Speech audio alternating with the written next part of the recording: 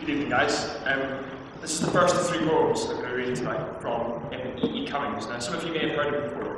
He's an American, which is cool. And one of the amazing things about him is, some of you who may have read his poetry before, is that he doesn't use any grammar. He hates grammar, so it's a bit like my English essays in general. I mean, it's quite hard to communicate you sort of effectively to you from the page. So I'd encourage you to have a read of them at some point if you can. But they're really the scribblings of someone's soul, and they're wonderful in this sense. And they're from a reading.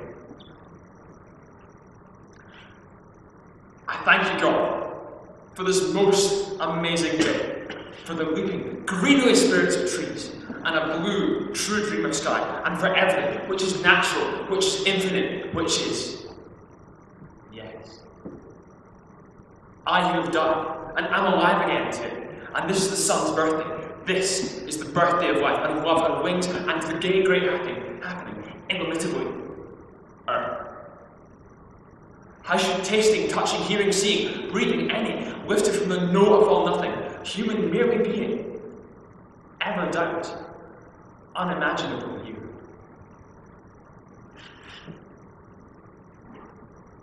Now the ears of my ears awake, and now the eyes of my eyes are open. A man who had fallen among thieves lay by the roadside on his back, dressed in 15th-rate jeans, wearing a round jeer for a hat. Fate, a pair somewhat more than less emancipated evening, had, in return from consciousness, endowed him with a changeless grin, whereon a distant staunch and wheel citizens did gaze and pause, then fired by hypercivic zeal, sought newer pastures, or because swaddled with pinkest vomit out of eyes, with a frozen brook, which noticed nobody, he looked as if he did not care to rise. One hand did nothing on the vest, but its wide-flung friend clenched weakly dirt, while the mute trouser fly confessed a button, sullenly inert. Brushing from whom the stiffened puke, I put him all into my arms and staggered, banged with terror, through a million, billion, trillion stars. I am a little church, no great cathedral, far from the splendour and squalor, hurrying cities. I do not worry if briefer days go briefest. I am not sorry when sun and rain make April. And my life is the life of the reaper and the sower, and my prayers are the prayers of earth's own clumsily striving, finding and losing and laughing and crying children, whose any sadness or joy is my grief or my gladness.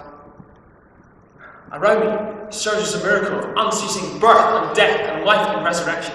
Over my sleeping self float flaming symbols of hope, and I wake to a perfect patience of mountain.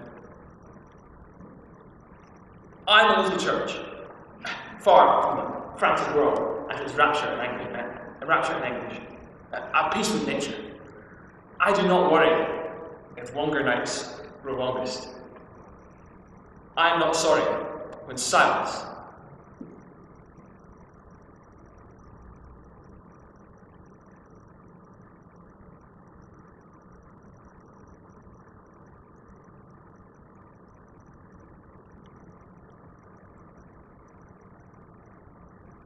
becomes singing. Winter by spring, I lift my dominion to spire to merciful Him, whose only now is forever, welcoming humbly His light and proudly His dark.